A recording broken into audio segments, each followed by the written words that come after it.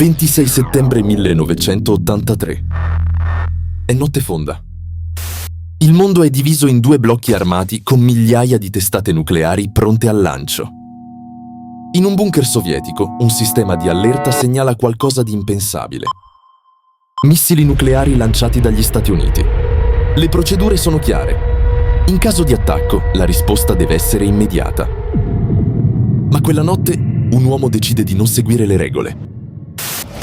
Quello che stai per vedere non è un'ipotesi, è un fatto storico documentato. Ed è accaduto davvero. Nel 1983, la guerra fredda è in uno dei suoi momenti più pericolosi. Poche settimane prima, l'Unione Sovietica ha abbattuto un aereo civile sudcoreano, in quale viaggiavano 269 persone. Nessun sopravvissuto, tutti muoiono. Le relazioni tra Stati Uniti e Unione Sovietica sono al minimo storico. Un errore, in quel periodo, può significare la fine di tutto. Per questo l'Unione Sovietica attiva un nuovo sistema di allerta nucleare. Doveva prevenire una guerra, ma quella notte fa l'opposto. Si chiama OKO, è un nuovo sistema satellitare di allerta. Il suo compito è semplice, rilevare lanci di missili. Ma il sistema è nuovo e non è mai stato testato in una situazione reale. Ed è qui che entra in scena un uomo qualunque, non un politico, non è un generale. Il suo nome è Stanislav Petrov.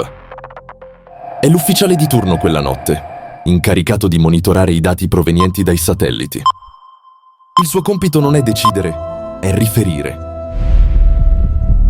Ma pochi minuti dopo mezzanotte, qualcosa va storto. Poco dopo, il sistema lancia l'allarme. Un missile, poi un secondo, poi altri. In totale, 5 missili nucleari in arrivo dagli Stati Uniti. Il computer classifica l'attacco come reale, altamente affidabile. Secondo il protocollo, Petrov deve informare il Comando Supremo. Secondo le procedure, questo è l'inizio di una guerra nucleare e la risposta dovrebbe essere immediata. Petrov osserva i dati. Qualcosa non lo convince. Un vero attacco nucleare, pensa, non inizierebbe con soli 5 missili. Sarebbe massiccio, immediato. Inoltre, i radar terrestri non confermano l'allarme satellitare. In quel momento, Petrov fa qualcosa che non rientra nelle procedure. Decide di non fidarsi delle macchine. Segnala l'allarme come falso. Non ordina alcuna risposta e non trasmette l'attacco come reale. Se avesse sbagliato, il mondo sarebbe finito. Se ha ragione, nessuno se ne accorgerà. Passano i minuti. Nessun missile colpisce il territorio sovietico. L'allarme fu il risultato di un malfunzionamento del sistema di rilevamento. I satelliti interpretarono erroneamente il riflesso della luce solare sulle nubi come un lancio di missili. L'attacco semplicemente non esisteva. L'incidente rimane segreto per anni, ma Petrov non viene premiato, anzi viene rimproverato. Questa storia è reale. È documentata nei rapporti, negli archivi, nei ricordi di chi c'era.